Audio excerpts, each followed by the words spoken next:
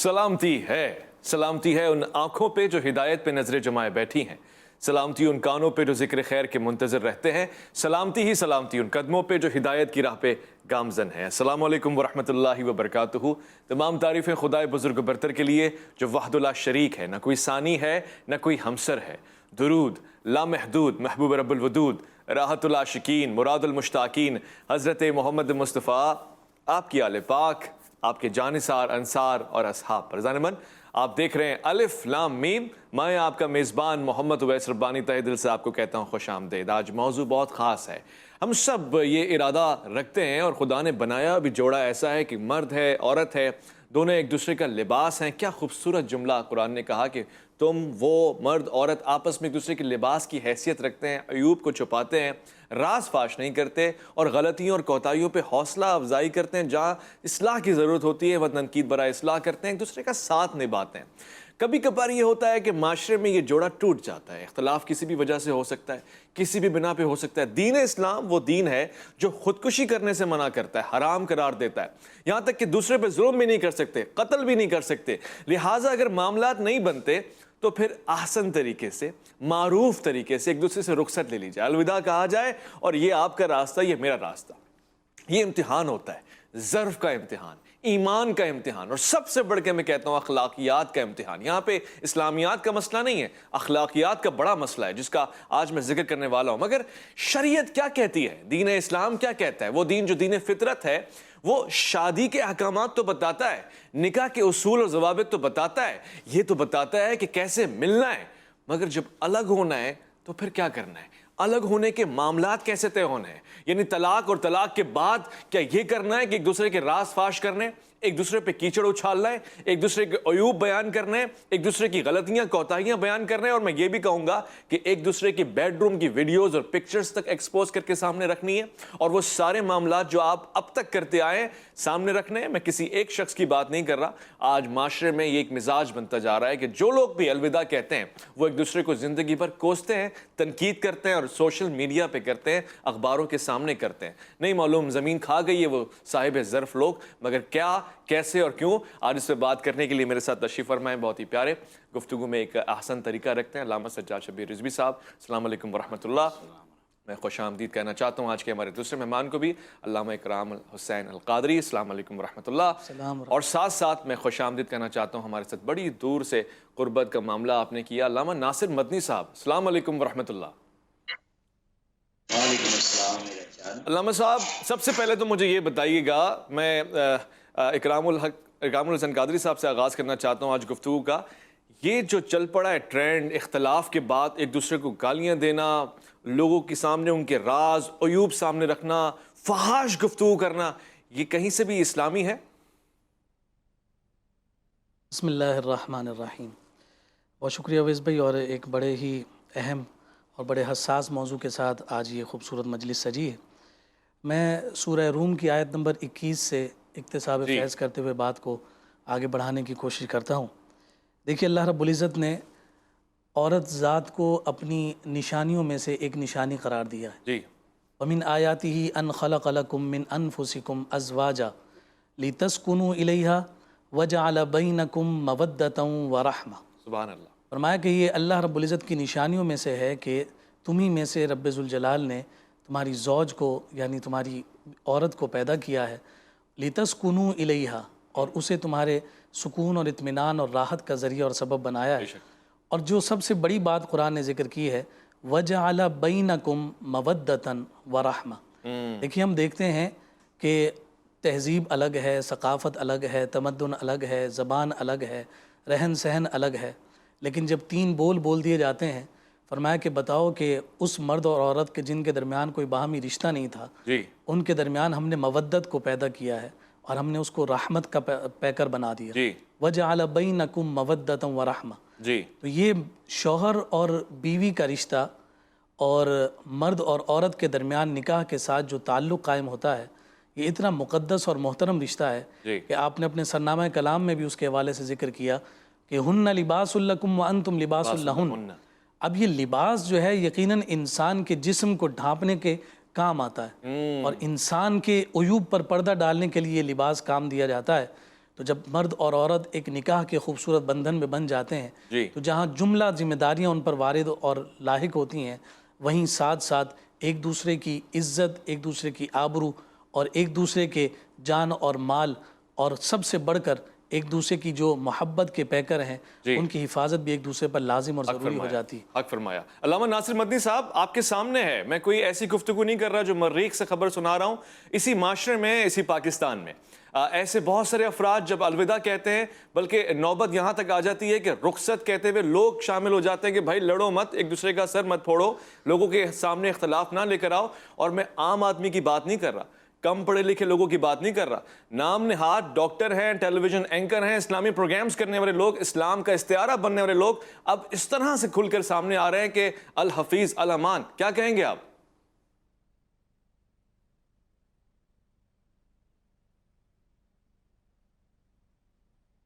جی میں یہ سوال آپ سے پوچھنا چاہوں گا، رابطے میں ذرا سی کوئی کمی ہے، کوئی خلل ہے، علامہ صاحب آپ سے یہ سوال پوچھتا ہوں، ایک الگ زاویے سے دیکھیں، یہ آپ کے سامنے چل رہا ہے سوشل میڈیا پہ، ایک 3-4 دن سے گہما گہمی چل رہی ہے، کیا اس طرح سے ایک مذہبی شخصیت، آپ نے کبھی توقع کی تھی کہ اس طرح سے بھی ہو سکتا ہے کوئی شخص اختلاف کرے اور اس کے بعد اس نہاد پہ کرے، کیا اس کے ساتھ زیادتی ہو؟ میں سب کی بات بھی کر رہا ہوں اور خاص طور سے چند لوگوں کی بات کر رہا ہوں جن کی آج کل خبر میں، ٹرینڈنگ میں، سوشل میڈیا میں، اکاؤنٹس میں، کمنٹس میں بات چل رہی ہے، کسی بھی طور سے یہ حق ادا ہو رہا ہے اسلام کا، یہ زیب دیتا ہے کسی مسلمان پہ؟ اعوذ باللہ من الشیطان اللعین الرجیم، بسم اللہ الرحمن الرحیم۔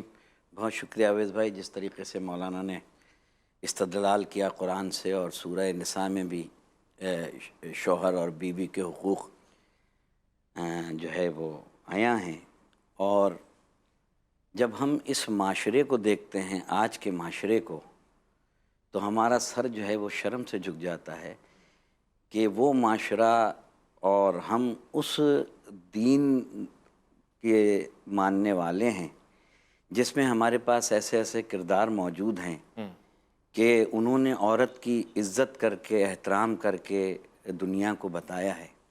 جہاں تک آپ نے بات کی کہ مذہبی شخصیات، جی مجھے یہاں یہ سمجھ میں نہیں آتا کہ ہمارے اس کمیونٹی میں، اس معاشرے میں مذہبی شخصیات اور مذہب کو اس شخصیات پہ لاگو کرنے کا کوئی کرائیٹیریا یا کوئی پیمانہ ہمارے پاس ہے۔ میں ہمیشہ آپ کے پروگرام میں بھی میں نے گزارش کی تھی کہ علماء میں اور علماء نما میں جب تک فرق نہیں کریں گے اس معاشرے میں، تو یہ معاشرہ بگاڑ کی طرف جو ہے چلا جائے گا۔ ہوتا یہ ہے کہ 3-4 کتابیں پڑھ لینے سے کوئی مذہبی اسکالر نہیں ہوتا۔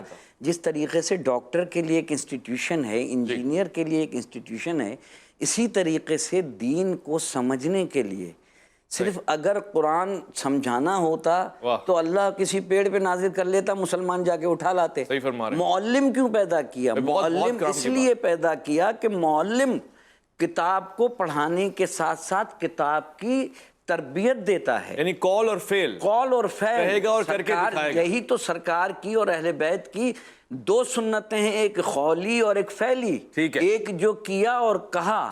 آج معاشرے میں نام نہاد اسکالر پیدا علامہ صاحب آپ سے مزید اس پہ گفتگو کرنا چاہتا ہوں۔ ناصر مدنی صاحب آپ کے سامنے میں نے یہ سوال بھی رکھا، علامہ صاحب بھی یہی کہہ رہے ہیں، اس سے پہلے مفتی صاحب نے بھی یہی کہا، جو لوگ مذہب کا استعارہ ہوا کرتے تھے، نمائندہ ہوا کرتے تھے، اب وہی یہ لوگوں کو بتا رہے ہیں کہ جب اختلاف ہو تو ایک دوسرے پہ کیچڑ اچھالو، تم ہماری ویڈیوز فوش کرو، ہم تمہاری ویڈیو ریلیز کریں۔ کیا یہ ہے اختلاف؟ کیا یہ اسلام سکھاتا ہے؟ دیکھیں جی، میاں صاحب نے بڑا پیارا جملہ لکھا ہے، میاں محمد بخش صاحب نے، کہندے نے شیش محل وچ کتا وڑیا تے اس نو سمجھ نہ آوے، جس والو کتا جاوے اس نو کتا ہی نظر ہی آوے۔ یعنی جیسا انسان خود اندر سے ہوتا ہے اس کو سارا جہان اس طرح کا نظر آتا ہے۔ تو ہمارا یہ پیغام ہے، میں ٹو دی پوائنٹ یہ گفتگو کروں گا اور یہ لفظ پیغام دوں گا، جو بھی پاکستان میں خواہ وہ مذہب سے ٹیچے گا، مذہب سے نہیں ٹیچ، مگر جس نے کلمہ پڑھا وہ ساری دنیا مذہب سے ٹیچ ہے۔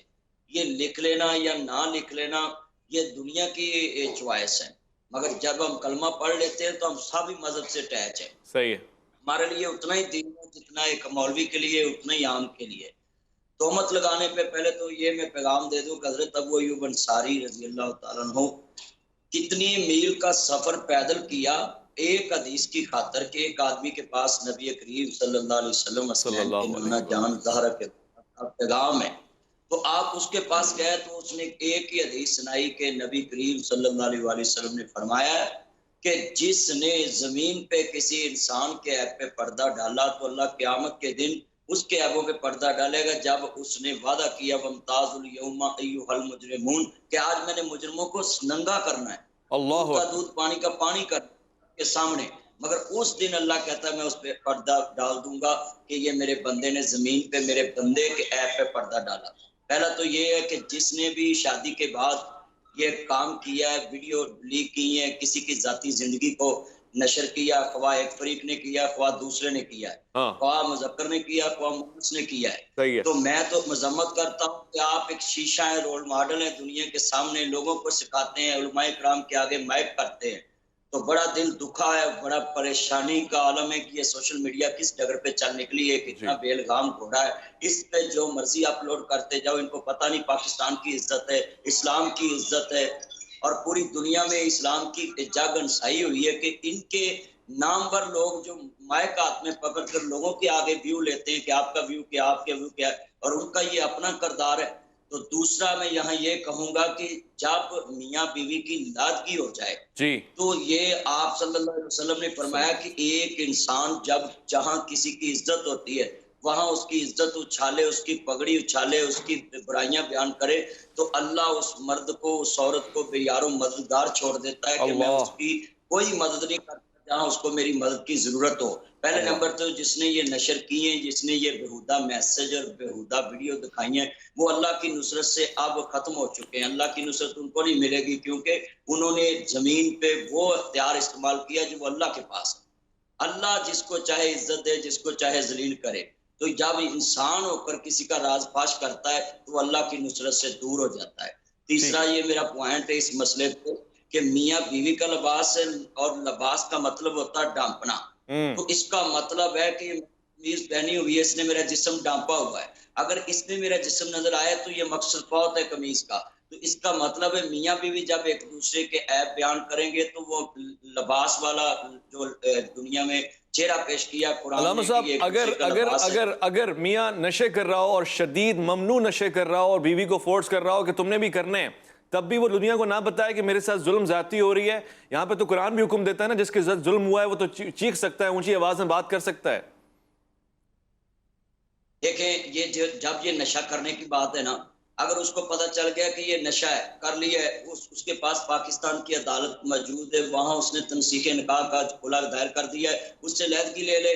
یہ میڈیا پہ آ کر ایک دوسرے کی ذاتی زندگی پہ بات کرنا، جب تک کورٹ میں مسئلہ ہو، ہمیں پاکستان قائم بھی اجازت نہیں دیتا، اسلام بھی اجازت نہیں دیتا کہ اس طرح گندے سوال کیے جائیں اس عورت سے، اس کا یہ مسئلہ تھا، آپ کو یہ مسئلہ تھا۔ مجھے تو ایک اینکر پہ افسوس ہو رہا تھا، اس سے بےہودہ سوال کرے جا رہا تھا اور گھر میں سن نہیں سکتا اس اینکر کا سوال۔ تو یہاں اس بیٹی کو بھی چاہیے، اور جس فریق کے ساتھ اس کی شادی ہوئی، میں تو نام بھی نہیں لینا پسند کرتا، اس کو بھی چاہیے کہ اتنی آپ کی عزت اور آپ نے خاک میں ملائی ہے ان جیسے چیزوں سے۔ اور کیا شادیاں اسلام نے سبھی کو لیے جائز قرار دی ہیں، 4 شادیاں کریں، مگر اسلام نے یہ بھی کہا ہے کہ آپ نے چاروں بیویوں سے انصاف بھی کرنا ہے، ان میں محبت بھی رکھنی ہے، ان کے حقوق بھی ادا کرنے۔ تو بالکل وہ اپنی موقف پہ بیٹی ٹھیک ہے، اس نے بات بتائی کہ میرے سے زیادتی، مگر فورم میڈیا نہیں ہے، فورم عدالت ہے، عدالت میں کھلا لے کر اپنے گھر بیٹھ۔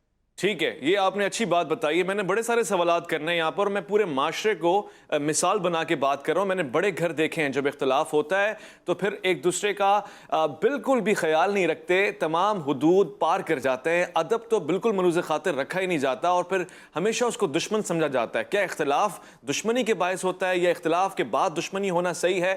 حسن کیا ہے، حسن اختلاف کیا ہے، اور آداب اختلاف کیا ہے، اس پہ ہم بات کریں گے۔ آپ میں سے بہت سارے لوگ ایسے ہیں، میں دعوے کے ساتھ کہہ سکتا ہوں، جو آج تک نبھا رہے ہیں، میاں بیوی باوجود اختلافات کے آج تک نبھا رہے ہیں، یہ تو ایک حسن ہے۔ ساتھ ساتھ وہ لوگ بھی ہیں جنہوں نے اختلاف بھی کیا اور آج دوسرے کی رسپیکٹ کرتے ہیں، عزت کے ساتھ الگ ہو گئے، وَعَاشِرْهُنَّ بِالْمَعْرُوفِ کے فارمولے کو بھی سمجھے ہوئے ہیں اور اس کا حق بھی ادا کر رہے ہیں۔ لوٹ کر آئیں گے عرفان اور الف لام میم میں، آپ کا انتظار رہے گا۔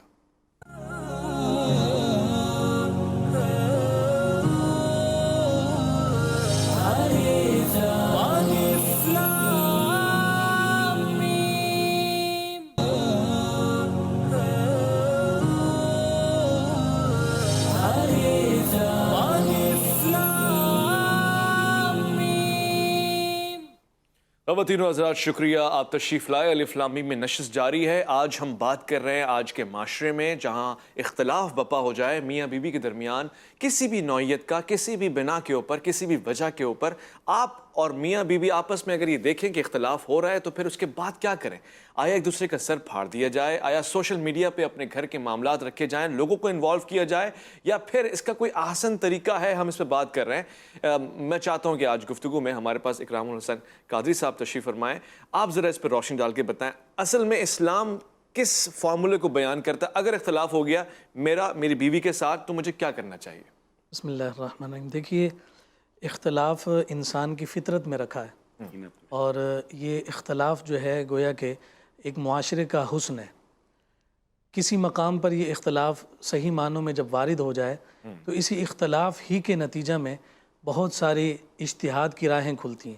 صحیح اگر یہ اختلاف نہ رہے تو جمود طاری ہو جایا کرتا ہے۔ صحیح اب کبھی اختلاف یہ فقہی ہوتا ہے، کبھی یہ اختلاف معاشرتی ہوتا ہے، کبھی یہ اختلاف فکری ہوتا ہے، اور کبھی یہ اختلاف خاندانی ہوتا ہے۔ ہاں تو اگر صرف اختلاف کی ہم بات کریں تو یہ تو معاشرے کا حسن ہے، لیکن اس اختلاف کو حسن اختلاف میں کیسے تبدیل کرنا ہے، یہ دین اسلام کی خوبصورت تعلیمات ہمیں آگاہ کرتی ہیں۔ اور آپ یہ دیکھیے کہ جب نبی رحمت صلی اللہ علیہ وآلہ وسلم اس امت کو یہ خوبصورت شریعت مطہرہ عطا فرما رہے ہیں، اور آقا کائنات صلی اللہ علیہ وآلہ وسلم نکاح کے بندھن میں بندھ کر لوگوں کو مودت و محبت کا ایک خوبصورت پیغام عطا فرما رہے ہیں، اور حلت اور حرمت کے خوبصورت جواہر عطا کر رہے ہیں، وہیں ساتھ ساتھ اس فطرت سے آگہی کے ہی سبب سے جب ان میں جدائی کا موقع آ جائے تو پھر اس موقع پر بھی اسی حسن اختلاف کو برقرار رکھنے کا حکم دیا گیا۔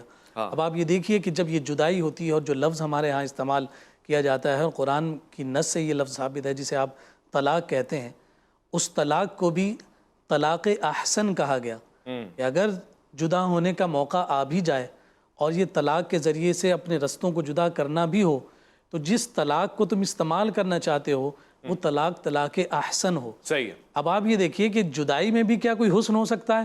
کہا ہاں، یہی تو حسن ہے کہ جب جدائی ہو جائے تو جیسے تم ایک دوسرے کے لیے پہلے عیبوں پر پردہ ڈالنے والے تھے، ایک دوسرے کی عیوب پر لباس کی سی کیفیت تھی، ویسے ہی جدا ہونے کے بعد بھی تمہارا راستہ اپنا ہے اور تمہارا راستہ اپنا ہے، اپنے اپنے راستے کو اختیار کرو اور زندگی کو آگے بڑھاؤ۔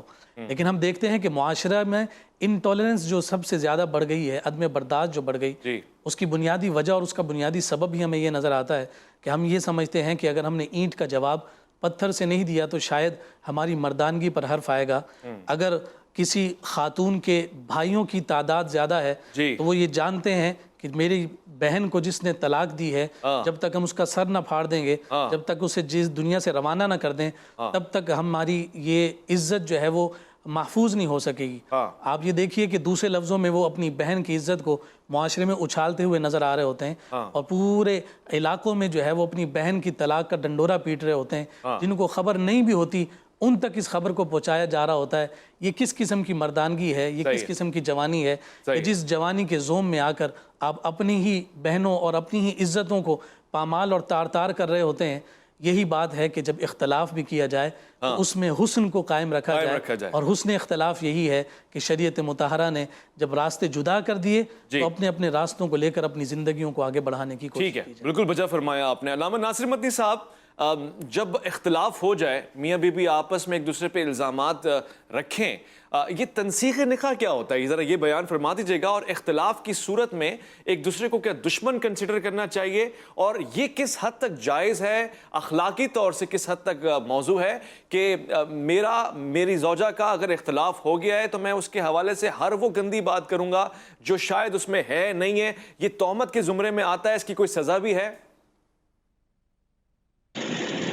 دیکھیں، تہمت جو لگانا کبیرہ گناہوں میں ایک بہت بڑا گناہ ہے، اور میں نے پہلے بھی اس کی وضاحت کر دی ہے کہ جو کسی پہ الزام لگاتا ہے اس کی سزا آپ کے سامنے کبیرہ گناہ کوئی چھوٹا گناہ نہیں ہوتا۔ دوسرا، یہاں میں یہ پوائنٹ نوٹ کرانا چاہتا ہوں کہ جب آپ کی جدائی ہو جائے تو آپ میں کتنی برداشت ہو، اور جس کے موضوع پہ یہ آج بات ہو رہی ہے، جو سوشل میڈیا پہ شور مچا ہوا ہے اور گھر گھر کوئی دیکھ نہیں سکتا ایسی ویڈیو اور ایسے ایسے الفاظ اور ایسے ایسے میسج، جب یہ قومی نمائندوں کا حال یہ ہوگا اور سکرینوں پہ آ کر لوگوں کو بھاشن دینے والوں کا حال یہ ہوگا تو کہ معاشرہ کس کو کاپی کرے گا, کس سے اپنی زندگی کا روڈ میپ لے گا, کس سے سیکھے گا. صحیح بات. تو میں تو مذمت کرتا ہوں لوگوں کی, اور یہاں یہ پوائنٹ ضرور نوٹ کرانا چاہتا ہوں کہ ہم نے سیکھنا ہے مولا علی پاک سے. واہ. اور یہ جو آدمی اس طرح کی کام حرکتیں کر رہے ہیں وہ بھی بڑا نام لیتا تھا. تو مولا علی پاک کی برداشت دیکھیں, اتنا بڑا اختلاف ہے کہ اپنے بیٹوں کو کہا میرے بیٹا میرا قاتل کہاں ہے, تو کہنے بابا وہ تو گرفتار ہو گیا. تو کہنے لگے کہ اس کو آج گرمی بڑی ہے تو میٹھا پانی پلائیں, شربت پلائیں. تو کہا بابا کوئی اپنے بابا کے قاتل کو بھی پانی پلاتا ہے؟ تو کہنے لگے جو دکان دے اندر ہوئے اوہ دیوے بیچارہ, کتھوں دیوے تینوں لال محمد کولے ویچن والا. کہندے بیٹا جو اس کی دکان تھا اس نے پیش کر دیا, آپ اپنے نانا رسول کا ضرب پیش کر دیں. تو یہ برداشت سیکھنی ہے تو مولا علی پاک سے سیکھیں. اپنے قاتل کو بھی پانی پلایا تو اس کی بیوی کو اس کی قاتل تو نہیں ہے, وہ تو ایک جدائی کی, اس نے کہا کہ میں آپ سے نہیں رہنا چاہتی. تو اس کا مطلب یہ نہیں ہے کہ آپ اس کے پیچھے پڑ جائیں اور اس کے راز لوگوں کو بتانا شروع کر دیں. علامہ صاحب بہت سارے پاکستانی, بہت سارے ایسے لوگ جو اسلام کی تشنگی رکھتے ہیں, طلب رکھتے ہیں, اور ایسے لوگوں کو دیکھتے ہیں, ان کو اسلام سیکھنے کو ملتا ہے. جب وہ مذہبی نشریات کرتے ہیں, ٹیلی ویژن کے پروگرام کرتے ہیں, تو ان کی امیدیں بن جاتی ہیں, وہ ان کے چہرے میں اسلامی چہرہ دیکھ رہے ہوتے ہیں. میں اور آپ ان میں سے شامل ہو سکتے ہیں. آپ کو کیسا لگا جب آپ نے اس طرح کی فحاش ویڈیوز دیکھی؟ کیا فیلنگز تھی آپ کے؟ آپ کو مایوسی ہوئی, دکھ ہوا؟ بس اتنی میوسی ہوئی کہ میں نے وہ شعر نہیں آتے پڑھا کہ یار یہ کیسے کیسے چہرے, ہاتھی کے دانت کھانے کے اور دکھانے کے, اور یہ لوگوں کے سامنے شیشے چہرہ سکرین پہ اور ہے اور عام زندگی میں اور ہے. اور چلو جیسا بھی تھا, مگر یہ سکرین پہ لانے پہ پہلے سوچتے تو صحیح کہ یہ کیا کدھر جائے گا پیغام پوری دنیا کو, کہ اتنے بڑے بڑے ہم نے پروگرام کیے, رمضان نشریات یہ وہ, اور لوگ ہم سے تو یقین کرنا چھوڑ دیں گے. یہ تو کمال کا رشتہ ہے. یہ تقویٰ طہارت جو سامنے نظر آتا ہے سکرین پہ, لوگوں کے دلوں میں عقیدت ہی اسی وجہ سے ہوتی ہے کہ یہ ہمارے رہنما ہیں, یہ لوگ ہیں یار, یہ بڑے اچھے ہیں, اور ان کو عزت بھی اسی پروگراموں کی وجہ سے ملی تھی. صحیح ہے, صحیح کہہ. علامہ سجاد شبیر صاحب, میں آپ سے پوچھنا چاہتا ہوں, پہلے تو مجھے یہ ذرا سمجھا دیجیے کہ تنسیخ نکاح ہوتا کیا ہے؟ یعنی بہت سارے لوگ ایسے ہیں جن کو نہیں معلوم کن بنیاد پہ نکاح منسوخ ہو سکتا ہے, اور کیا شرائط ہیں, اور پھر اس کا طریقہ کار کیا ہے؟ دیکھیں, بڑا اہم سوال کیا ہے آپ نے. جہاں ازواجی زندگی میں مرد کو حقوق حاصل ہیں, اتنے ہی عورت کو اسلام نے جو ہے وہ حقوق دیے ہیں. صحیح. برابری کے حقوق ہیں. جیسا کہ علامہ صاحب نے فرمایا کہ مرد کی ذمہ داری ہے کہ نان نفقے کا اس کا انتظام کرے, اور معصوم کی ایک حدیث مجھے یاد آ رہی ہے کہ اس کے لباس کا, گرمی کا, سردی کے لباس کا, اس کے کھانے کا, ایک تو ضرورت یہ ہے, ضرورت جو عام معاشرے کی ہے. صحیح. ایک دوسری اسلام نے ایک ضرورت ہے رکھی ہے حق زوجیت کی. صحیح. وہ دونوں ضروریات کو پورا کرنا جو ہے وہ مرد کی ذمہ داری ہے. صحیح. اسی طریقے سے عورت کی ذمہ داری ہے کہ وہ اپنے شوہر کی اطاعت کرے, شوہر کا کہنا مانے, شوہر سے پوچھے بغیر گھر سے نہ نکلے. اچھا. اور اگر شوہر یہ کہتا ہے کہ اسلامی حجاب کرو, تو اس پر لازم ہے کہ وہ اسلامی حجاب کرے. صحیح. یہاں تک کہ چھٹے معصوم کی حدیث ہے کہ جو عورت بغیر شوہر کی اجازت کے گھر سے نکلتی ہے تو ایک فرشتہ خدا کو مقرر کرتا ہے, وہ اس پہ لعنت بھیجتا رہتا ہے. اللہ اکبر. یعنی عورت کی بھی ذمہ داری ہے. یہ الگ بات ہے کہ اگر وہ کھانا نہیں پکا رہی تو وہ اس کی ذمہ داری نہیں ہے. کھانا پکانا, جھاڑو دینا, یا جو ہم آج یہ اس کی ذمہ داری نہیں ہے. اگر وہ کر رہی ہے تو یہ اس کا احسن عمل ہے. یہ ہمارے تمام مکاتب میں کوئی یعنی کسی مسلک کی بات نہیں کر رہا ہوں, میں دین اسلام کی بات کر رہا ہوں. یہاں تک کہ عورت دودھ پلانے کے بچے کے پیسے بھی مانگ سکتی ہے اسلامی ریاست میں. اچھا. اب جب وہ عورت یہ سمجھ رہی ہے کہ یہ ساری ضروریات زندگی کی چیزیں مجھے مرد مہیا نہیں کر رہا, تو وہ علیحدگی کے لیے رجوع کر سکتی ہے قاضی کے پاس, اگر اسلامی نظام ہے. اچھا. اور اگر اسلامی نظام نہیں ہے, ہمارے ہاں تو فقہ جعفریہ میں تو شریعت کورٹس بنی ہوئی ہیں جہاں علماء بیٹھ کے, اور یقیناً دوسرے فقہ میں بھی مساجد میں جو ہیں ایسی ہوں گی جہاں پہ جو ہے پنچایت کمیٹی ہیں, سب کے اپنے اپنے طریقہ کار ہیں, وہاں رجوع کرے. جیسے کہ یہ علامہ صاحب نے فرمایا کہ عورت کہاں جا کے اور کس سے جو ہے وہ فریاد کرے, تو کورٹ میں تو یقیناً کورٹ تو ایک پروٹیکشن دے دیتی ہے، اور یقیناً ہمارا احترام ہے کورٹ کے لیے، کورٹ جو ہے وہ ایک پروٹیکشن دے دیتی ہے۔ اچھا، کورٹ کا منسوخ شدہ نکاح منسوخ ہو جائے گا؟ یعنی جس نے قاضی نے پڑھایا یا عالم دین فتویٰ دینے والا کوئی بھی اس میں ضروری نہیں ہے؟ دیکھیں منسوخ تو ہو جائے گا، مگر ہمارے فقہ میں آنا پڑے گا ہمارے پاس کہ ہم اس کے صیغے جاری کریں طلاق کے۔ ٹھیک ہے، اور علامہ صاحب آپ کے ہاں ہو جائے گا؟ جی بالکل، ہمارے ہاں فسخ نکاح کورٹ سے ہو عدالت کے ذریعے سے فسخ نکاح ہو جائے گا۔ بہرحال خلا میں ہمارے علماء کا اختلاف، خلا میں اختلاف ہے۔ علامہ ناصر مدنی صاحب یہ بھی بتا دیجیے کہ آپ کا کیا کہنا ہے، اس طرح سے کورٹ کے پاس جانے سے نکاح منسوخ ہو جائے گا یا قاضی کے پاس، حاکم شرعی کے پاس جانا پڑے گا؟ جی دیکھیں، نبی کریم صلی اللہ علیہ وسلم نے فرمایا آپ جس ملک میں رہتے ہیں نا، آپ کے اوپر اس ملک کے آئین کی پابندی کرنا فرض ہے، ٹھیک ہے؟ تو ہم ایک پاکستان ایک اسلامی ریاست ہے، اس کے آئین کے پابند ہیں۔ صحیح ہے۔ پاکستان کے آئین میں خلا اسلام نے اجازت مانگی ہے۔ نبی کریم صلی اللہ علیہ وسلم کے پاس ایک عورت گئی، اس نے کہا یا رسول اللہ صلی اللہ علیہ وسلم، میرا بندہ جو ہے نا، میں نے اس سے خلا لینا، آپ نے بلا کہ آپ کو شکایت کیا ہے؟ تو کہنے لگی کہ یہ میرے پاس گندے کپڑے پہن کر وہی جو اونٹیں بھیڑوں کے باڑے سے نکلتا ہے اور میرے پاس آ جاتا ہے۔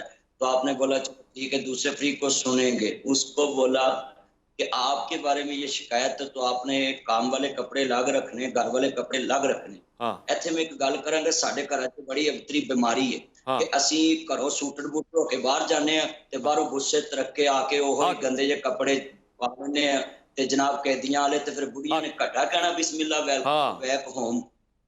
جی ہمارے میں بھی کمی ہے کہ ہم اچھے کپڑے پہن کے گھر سے باہر جاتے ہیں اور باہر سے گندے بن کر گھر آتے ہیں اور کہتے ہیں چلو سونی گل کیتی ہے مولوی صاحب، بڑی سونی گل کیتی ہے۔ یہ ایک بات جو ہے وہ میں ایک وقفہ لے لوں، لوٹ کر آؤں، یہیں سے جاری رکھوں گا، تھوڑا سا یہیں پہ آپ کے پاس آؤں گا۔ میں الف لام میم میں ایک مختصر وقفہ ہے، بہت ہی حساس لمحہ ہے، آپ نے لوٹ کر آنا ہے، میں آپ کا انتظار کر رہا ہوں۔ یہ خلا اور نکاح منسوخ اس طرح سے کس نوعیت پہ ہوتا ہے، اس پہ بات کریں گے ہم۔ الف لام میم میں آپ کا انتظار ہے۔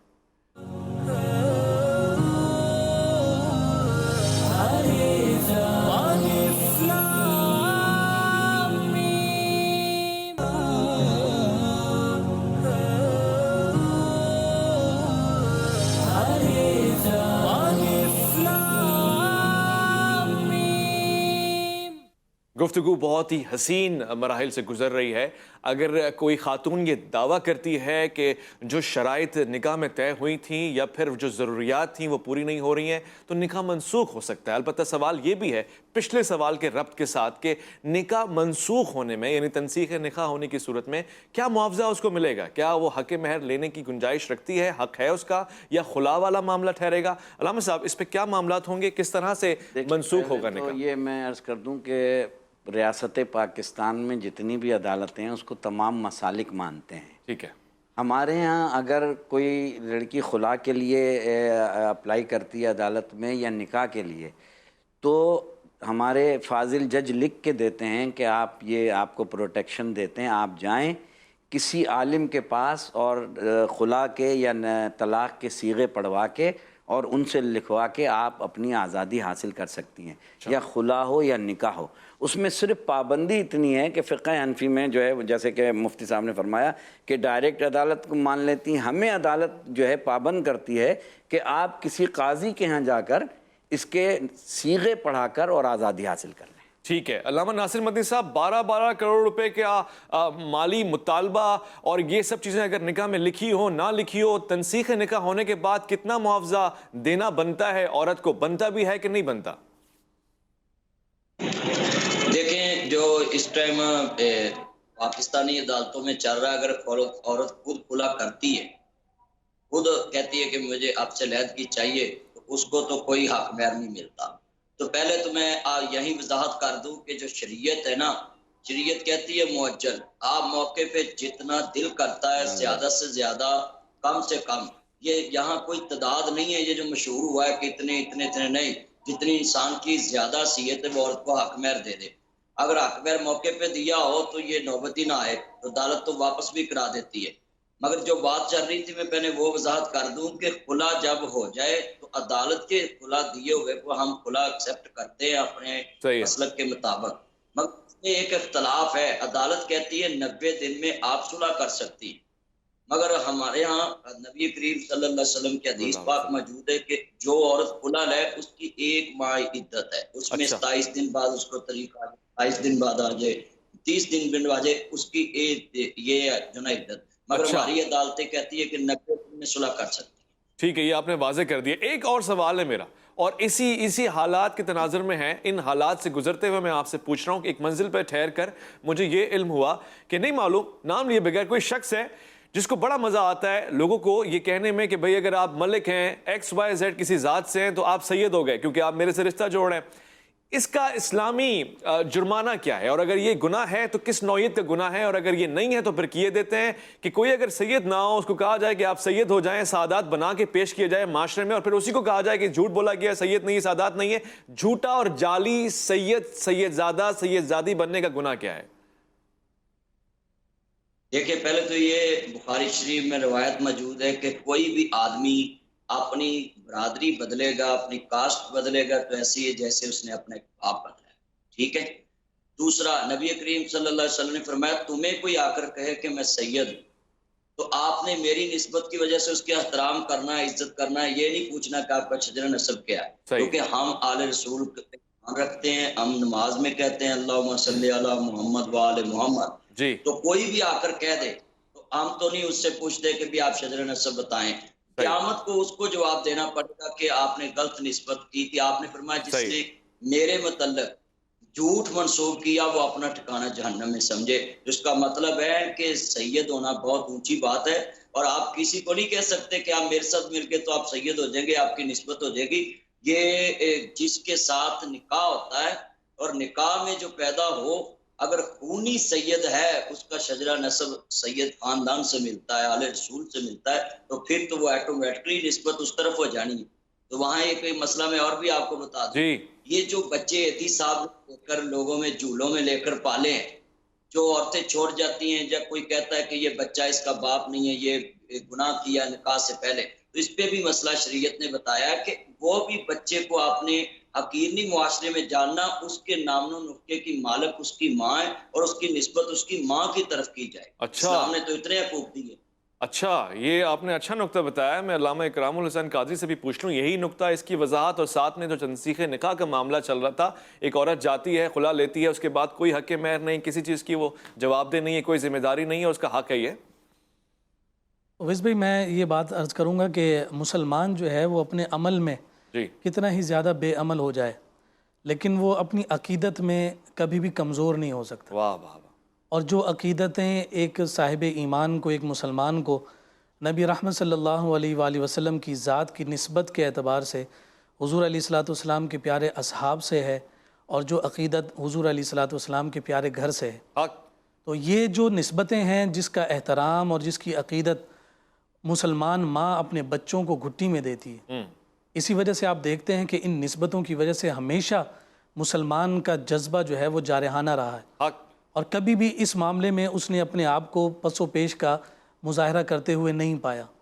اب آپ یہ دیکھیے کہ جب ہم اپنے مسلمان بھائیوں کے ان جذبات کے ساتھ کھیلیں گے، اور جذبات بھی ان ہستیوں کے نام لے کر کہ جن ہستیوں کا صدقہ جو ہے ساری کائنات کھا رہی ہو، جنہیں حسنین کریمین کے خون کی برکتیں حاصل ہوں، جنہیں سید و سردار کہا جاتا ہو، اور آپ ایک خاتون کو اپنے نکاح میں لینے کے بعد ببانگ دوہل دنیا بھر میں آپ یہ اعلان کرتے ہوں کہ جناب یہ نجیب الطرفین ہے، اور لوگ اپنی زبانوں کو بند کر لیں کہ جناب یہ سید زادی ہے، ہم نے اس کے خلاف کوئی بات نہیں کرنی، اس کے بارے میں کوئی رائے قائم نہیں کرنی، اور نکاح نامے پر اس کا نام جو ہے ملک لکھا ہو، اس کا خاندان کچھ اور ہو، اس کا مطلب تو یہ ہوا کہ آپ عالم نما بن کر آپ نے لوگوں کے جذبات کے ساتھ کھیلا ہے، اور آپ نے سیادت کا نام استعمال کر کے لوگوں کے ساتھ گویا ایسا کھلواڑ کیا ہے، تو اس کا نتیجہ یہی نکلے گا کہ جس کی نظر میں ان عظیم ہستیوں اور اس عظیم خون کا حیا نہیں ہے، پھر وہ ساری دنیا میں اسی طرح سے ذلیل و رسوا اور بے حیائی کی کالک اپنے جو ہے نا منہ پر ملتے ہوئے ہی نظر آتا ہے۔ دیکھیے، مکافات عمل اور ساتھ ساتھ زوال نعمت، اللہ رب العزت کی پناہ مانگنی چاہیے، رب ذوالجلال ہمیں زوال نعمت سے محفوظ رکھے۔ بڑوں کی پگڑیاں اچھالی گئیں، اور بڑوں نے صرف اس زبان کی شرارت کی وجہ سے اپنی زبانوں کو بند رکھا کہ ہم یہ فیصلہ اپنے رب پر چھوڑتے ہیں۔ اللہ رب العزت بھی بڑا غیور ہے، اپنے محبوب کی نسبتوں کا لحاظ حیا اور پاس کرتا ہے. مجھے یہ بات اب بھی یاد ہے کہ جب ایک سید زادے کے حوالے سے یہ محترم اور موصوف نے ٹی وی پر بیٹھ کر ان کی احرام میں تصویر کو چلایا اور ان کے شکم کا جو برہنہ حصہ تھا اسے دکھا کر انہیں برہنگی کی کیفیت میں دنیا کے سامنے دکھا کر ان کی عزت کو پامال کرنے کی کوشش کی. یقیناً وہ خون رسول ہے. اس سید زادے کی جو حرمت پر جو بات آئی تو آپ یہ دیکھیے کہ آج ہر طرف سے تھو تھو اسی چہرے پر ہو رہی ہے, اسی کے منہ پر ہو رہی ہے کہ لوگوں کے جذبات سے بے عملی ضرور ہے لیکن یہ امت غدار نہیں ہو سکتی اور یہ اپنی عقیدت میں کسی طور پر بھی کبھی کمزور نہیں ہو سکتی. آپ نے بہت اچھی بات کی ہے اور حق بجانے پہ آپ یہ بات کرنے کے لیے. میرے پاس کچھ سوالات ہیں, کچھ ٹائم رہ گیا, 2 منٹ میں کوئک کویسچنز پوچھتا ہوں.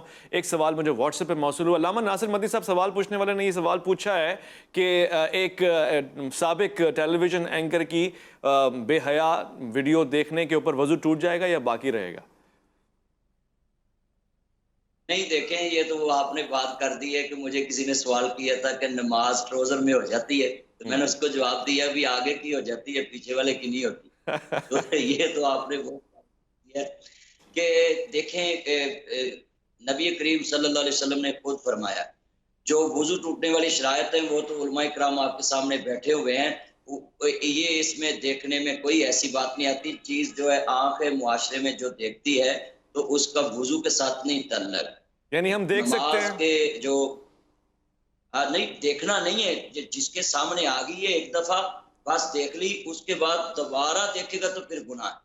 ایک دفعہ تو تعوذ پڑھا جائے, اللہ کی پناہ مانگی جائے, اللہ کی پناہ مانگی جائے. حقیقت آپ نے پناہ بھی مانگے اور اللہ سے خود بھی ڈرے کہ یا اللہ ہر ایک کی عزت کو محفوظ فرما. آمین یا رب العالمین. جہاں پہ یہ بات آئی ہے ویڈیو کی تو میں اپنے دوستوں کے لیے, علماء کرام کے لیے ایک تحفہ پیش کرنا چاہتا ہوں. مجھے بہت خوشی ہوئی ہے, گویا یہ پہلی مرتبہ نہیں ہے اور علماء کرام مجھ سے ذرا سفر کرتے ہیں.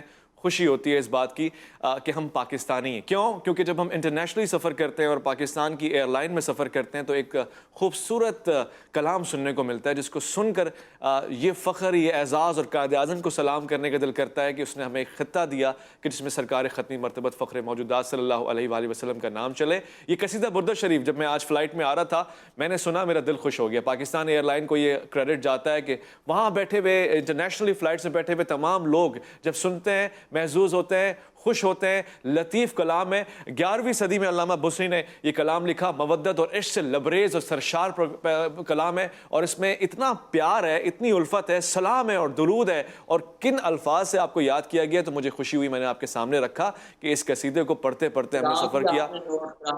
میرا پیغام بھی نوٹ کرانا آپ نے, ایک پیغام حکومت کے لیے بھی آپ نے نوٹ کرانا. جی علامہ صاحب کیا پیغام دے رہے ہیں علامہ ناصر مدنی صاحب؟